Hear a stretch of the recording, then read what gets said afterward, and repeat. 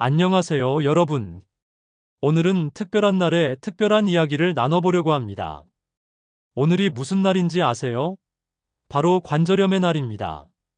매년 4월 28일은 대한정형외과학회가 지정한 관절염의 날인데요. 이날은 관절염에 대한 우리의 관심을 높이고 조기 예방과 치료의 중요성을 알리기 위해 만들어졌습니다.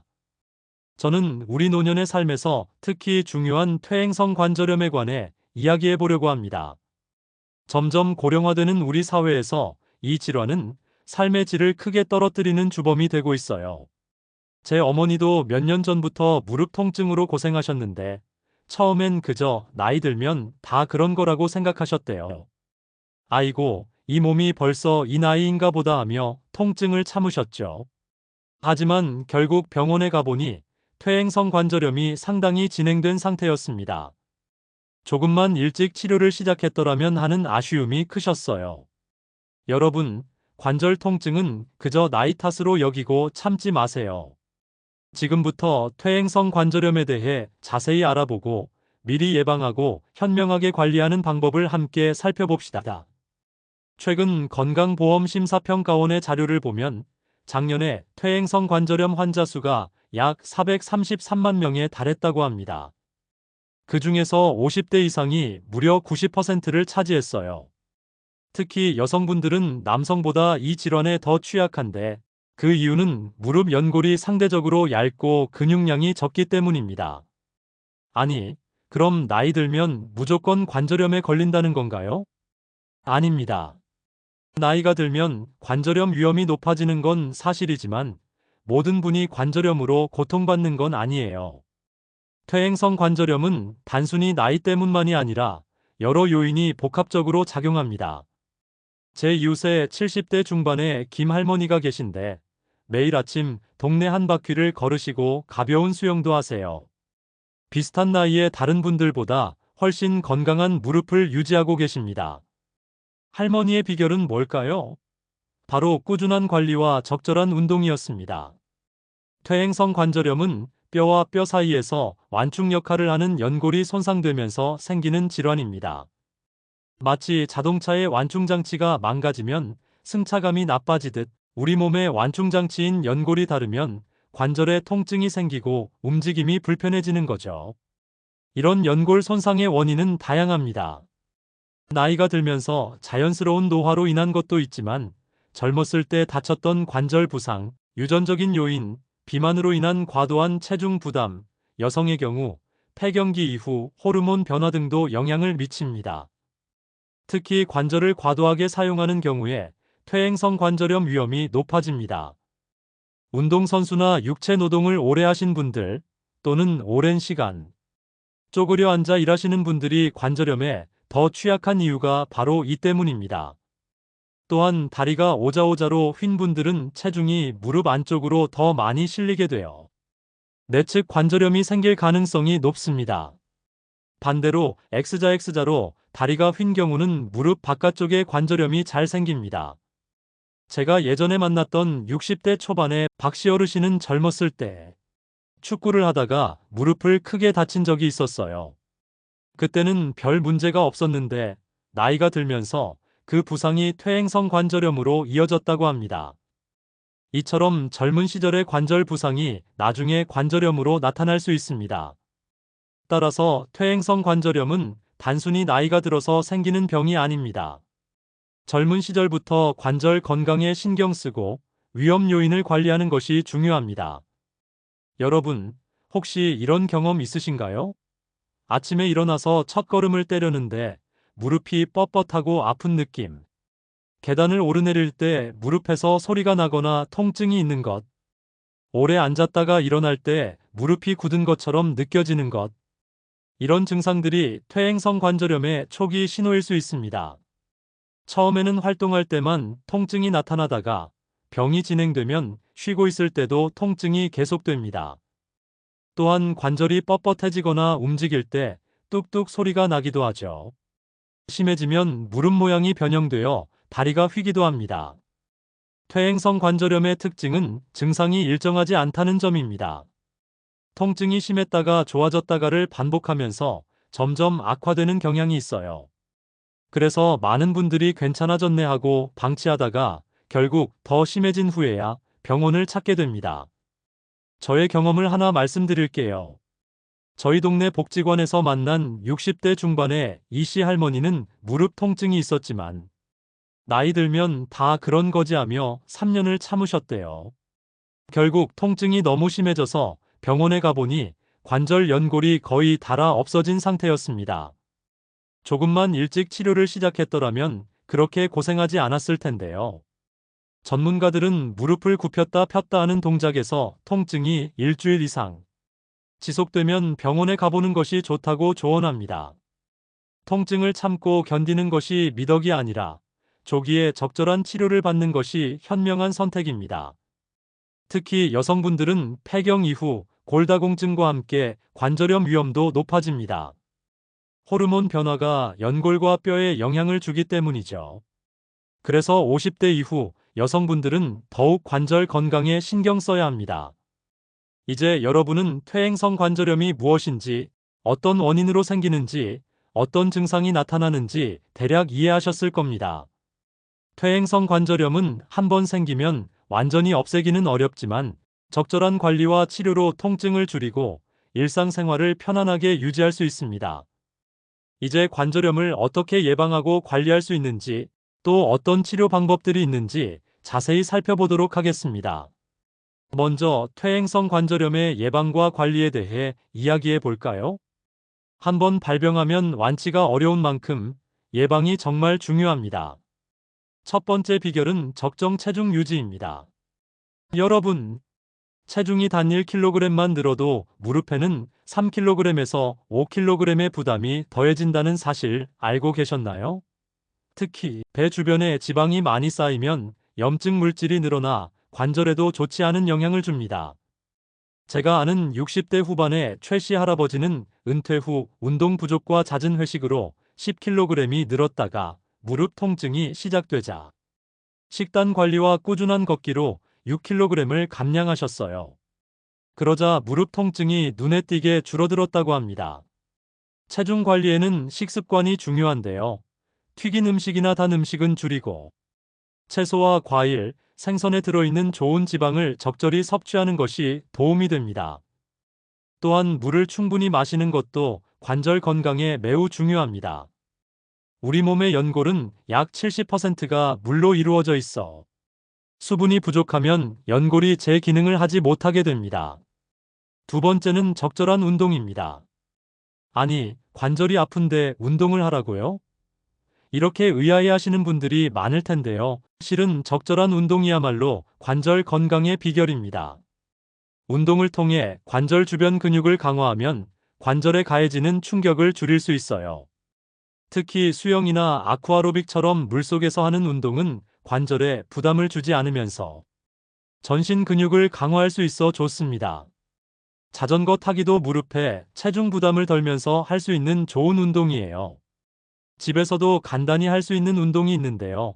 의자에 앉아서 다리를 앞으로 쭉 뻗었다가 내리기, 누워서 다리 들어 올리기 같은 동작을 하루 30분씩 꾸준히 하는 것만으로도 관절 주변 근육을 강화할 수 있습니다.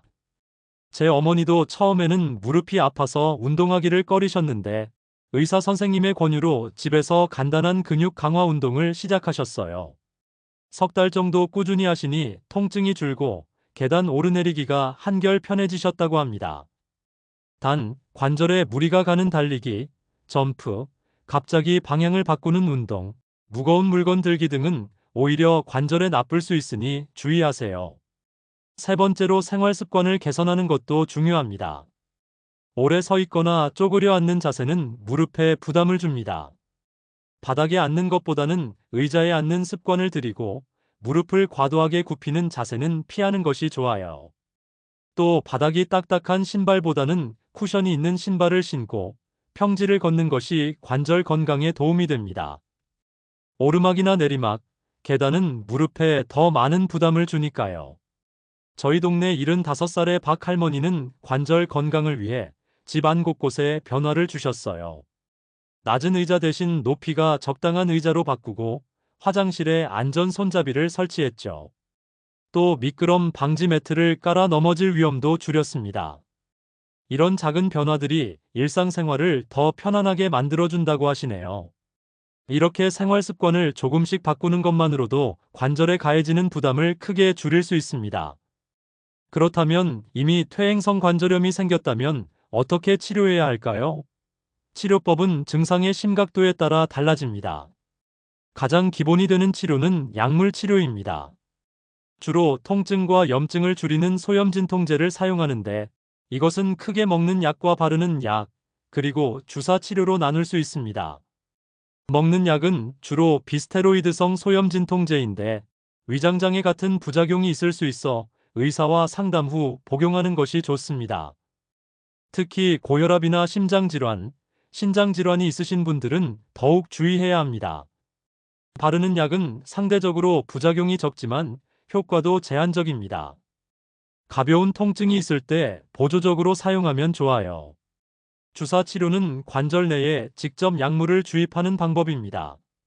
스테로이드 주사는 염증과 통증을 빠르게 줄여주지만 자주 맞으면 오히려 연골을 약화시킬 수 있어 1년에 3번 이내로 제한하는 것이 좋습니다. 요즘은 관절 내 윤활액 주사라는 것도 많이 사용하는데요. 이것은 관절액을 보충해주는 치료로 퇴행성 관절염의 중기까지 효과가 있습니다. 보통 일주일에 한 번씩 3회에서 5회 정도 맞는데 효과는 4개월에서 1년 정도 지속됩니다. 제 이웃에 사는 70대 초반의 김씨 아저씨는 무릎 통증으로 하루 종일 진통제를 달고 살았는데 윤활액 주사를 맞은 후 크게 호전되어 이제는 아침 산책도 가볍게 즐기신다고 합니다. 약물 치료와 함께 물리 치료도 많은 도움이 됩니다.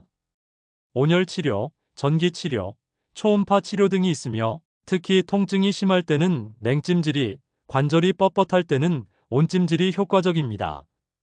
집에서도 간단히 온찜질이나 냉찜질을 할 수 있는데 온찜질은 따뜻한 수건이나 온스포를 이용해 하루 20분씩 2, 3회 정도 하는 것이 좋습니다. 냉찜질은 얼음을 수건으로 감싸 5분에서 10분 정도 적용하면 됩니다. 단, 피부가 민감하신 분들은 직접 피부에 닿지 않도록 주의하세요. 물리치료사의 도움을 받아 하는 관절 운동도 매우 중요합니다. 제대로 된 자세와 방법으로 해야 효과가 있고 오히려 관절에 무리가 가지 않기 때문입니다. 최근에는 보조기구도 많이 사용합니다. 무릎 보호대는 관절을 안정시키고 체중 부하를 분산시켜 통증을 줄여주는데 일상생활이나 가벼운 운동을 할 때 착용하면 도움이 됩니다. 또한 지팡이나 워커를 사용하면 무릎에 실리는 체중을 줄일 수 있어 보행이 한결 편해집니다. 그런데도 약물이나 물리치료로 효과가 없다면 수술적 치료를 고려해 볼 수 있습니다. 퇴행성 관절염의 수술은 크게 4가지로 나눌 수 있어요. 첫째는 관절 내시경 수술입니다. 작은 절개를 통해 특수 카메라와 기구를 넣어 관절 안을 살펴보고 손상된 연골 조각이나 염증 물질을 제거하는 수술이에요. 회복이 빠르고 통증이 적은 것이 장점입니다. 초기나 중기 관절염에 주로 사용됩니다. 둘째는 절골술이라는 수술인데요. 이것은 다리뼈를 잘라 각도를 바꿔 체중이 덜 실리는 부위로 하중을 분산시키는 방법입니다. 주로 한쪽으로만 관절염이 있고 비교적 젊은 분들에게 적합합니다. 셋째는 연골 재생술로 줄기세포나 콜라겐을 이용해 손상된 연골을 복원하는 방법입니다. 이 방법은 특정 조건에 맞는 환자에게만 효과가 있어 의사와 충분한 상담이 필요합니다. 그래도 효과가 없거나 관절염이 많이 진행된 경우에는 인공관절 수술을 고려하게 됩니다. 이 수술은 손상된 관절을 인공재료로 만든 관절로 교체하는 것인데 통증 완화 효과가 크고 관절 기능을 많이 회복시킬 수 있습니다. 제가 아는 60대 중반의 이씨 할머니는 10년간 무릎 통증으로 고생하시다가 결국 인공관절 수술을 받으셨어요. 수술 후에는 이렇게 통증 없이 걸을 수 있다니 진작 수술할 걸 그랬어요 라며 무척 만족해 하셨습니다. 하지만 수술은 모든 사람에게 적합한 것은 아닙니다. 나이, 건강 상태, 일상생활의 활동량 등을 고려해 의사와 충분히 상담한 후 결정해야 합니다.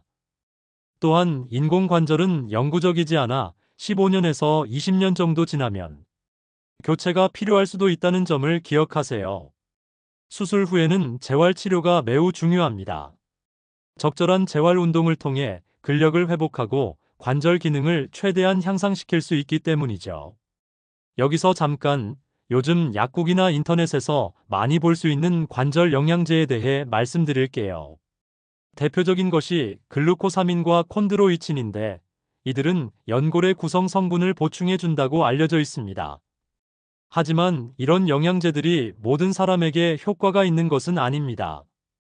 일부 연구에서는 효과가 있다고 하지만 다른 연구에서는 위약과 큰 차이가 없다는 결과도 있어요.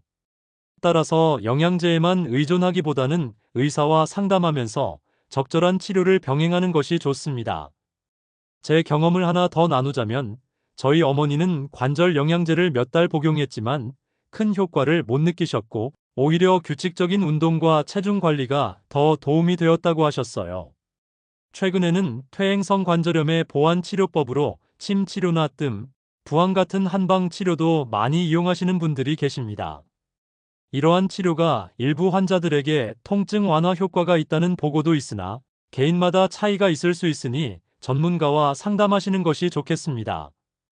또한 요가나 태극권 같은 동작이 느리고 부드러운 운동도 관절 건강에 도움이 될 수 있습니다. 이런 운동은 근력과 유연성을 함께 키우면서 정신적 스트레스도 줄여주는 효과가 있어요.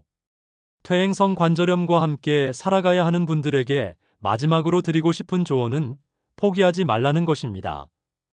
관절염이 있다고 해서 모든 활동을 중단할 필요는 없습니다. 오히려 적절한 활동을 유지하는 것이 관절 기능을 보존하는 데 도움이 됩니다. 통증이 심한 날에는 충분히 쉬어주고 컨디션이 좋은 날에는 적절히 활동하면서 균형을 찾아가는 것이 중요합니다. 또한 주변 사람들에게 도움을 청하는 것도 필요할 때가 있어요. 혼자 모든 것을 해결하려 하지 마시고 가족이나 친구, 이웃의 도움을 받는 것도 현명한 방법입니다. 제 친구 어머니는 78살에도 매주 수영장에 다니시는데 처음에는 이 나이에 무슨 수영이냐 하셨대요. 하지만 시작하고 보니 무릎 통증도 줄고 새로운 친구들도 사귀게 되어 삶의 활력이 생겼다고 합니다. 이처럼 나이가 들어도 새로운 도전을 통해 건강도 챙기고 즐거움도 찾을 수 있습니다. 여러분, 오늘 우리는 퇴행성 관절염의 예방과 관리, 그리고 다양한 치료법에 대해 알아보았습니다. 퇴행성 관절염은 완치가 어렵지만 적절한 관리와 치료로 통증을 줄이고 활기찬 생활을 유지할 수 있다는 점을 기억하세요.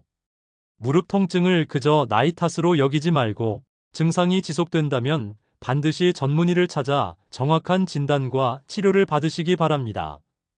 조기 발견과 적절한 치료야말로 건강한 노년을 위한 첫걸음입니다. 지금까지 퇴행성 관절염에 대해 함께 알아보았는데요. 마지막으로 오늘 이야기한 내용을 정리하고 몇 가지 당부 말씀을 드리고 싶습니다. 우리는 퇴행성 관절염이 단순히 나이가 들어서 생기는 질환이 아니라 여러 원인이 복합적으로 작용한다는 점을 배웠습니다. 노화뿐 아니라 관절 부상, 비만, 과도한 사용, 유전적 요인 등 다양한 원인이 있죠. 그리고 무엇보다 중요한 것은 퇴행성 관절염은 조기에 발견하고 적절히 관리하면 충분히 통증을 줄이고 일상생활을 편안하게 유지할 수 있다는 사실입니다. 제가 아는 70대 중반의 박 할머니는 무릎 통증으로 마을 회관에도 못 나가실 정도였는데 병원에서 적절한 치료를 받고 생활 습관을 바꾸시니 이제는 아침 건강 체조도 참여하시고 동네 친구들과 가벼운 산책도 즐기신다고 합니다. 여러분, 통증이 있다고 움직임을 완전히 포기하는 것은 오히려 관절 건강에 나쁩니다. 전문가의 지도 아래 적절한 운동을 통해 관절 주변 근육을 강화하는 것이 중요해요. 특히 체중 관리는 무릎 건강의 핵심입니다. 체중이 몇 킬로그램만 줄어도 무릎에 가해지는 부담은 몇 배로 감소한다는 사실 꼭 기억하세요. 또한 평소 생활 습관에서도 관절의 부담을 줄이는 방법을 찾아보세요. 바닥에 오래 앉아 있는 것보다는 적당한 높이의 의자를 사용하고 쿠션이 있는 신발을 신는 것도 도움이 됩니다. 증상이 있다면 약국에서 파는 약에만 의존하지 말고 꼭 병원에 가서 정확한 진단을 받으세요. 초기에 적절한 치료를 시작하면 질환의 진행을 늦출 수 있습니다. 약물 치료, 물리치료, 주사 치료, 필요하다면 수술까지 다양한 치료 방법이 있으니 전문의와 상담하여 자신에게 맞는 치료법을 찾는 것이 중요합니다. 퇴행성 관절염은 완치가 어렵지만 잘 관리하면 건강하고 활기찬 노년을 보낼 수 있습니다. 통증 때문에 움직이지 않으면 근육이 약해지고 더 큰 통증을 부르는 악순환이 생길 수 있어요. 그렇다고 무리하게 움직이는 것도 좋지 않습니다. 본인의 상태에 맞는 적절한 활동을 찾는 것이 중요합니다. 여러분의 무릎 건강은 곧 행복한 노년의 시작입니다. 건강한 무릎으로 가족과 함께 여행도 가고 친구들과 만남도 즐기고 좋아하는 취미 활동도 계속할 수 있으니까요. 저희 동네 70대 후반의 이 할아버지는 무릎 관리를 잘해서 매주 손자와 함께 공원에서 배드민턴을 치신다고 합니다. 할아버지께서는 나이는 숫자에 불과해 건강한 몸으로 손주와 함께하는 시간이 내 인생의 보물이야라고 하셨어요. 정말 멋진 말씀이죠? 또 80이 넘은 김 할머니는 적절한 관절염 치료와 꾸준한 재활 운동으로 매년 해외여행을 다니신다고 합니다. 다리가 불편해도 세상은 넓고 볼 것은 많다는 할머니의 말씀이 제 마음에 깊이 남았습니다. 여러분도 오늘 배운 내용을 바탕으로 무릎 건강을 지키고 활기찬 노년을 준비하셨으면 좋겠습니다. 오늘 이야기가 도움이 되셨나요? 여러분의 관절 건강에 관한 경험이나 질문이 있으시면 댓글로 남겨주세요. 여러분의 이야기가 다른 분들에게도 큰 도움이 될 수 있습니다. 그리고 더 많은 건강 정보를 원하신다면 저희 채널을 구독해주세요. 영상이 마음에 드셨다면 좋아요 버튼도 눌러주시고요. 오늘도 건강한 하루 보내시길 바랍니다. 고맙습니다. 다음에 더 유익한 정보로 찾아뵙겠습니다. 안녕히 계세요.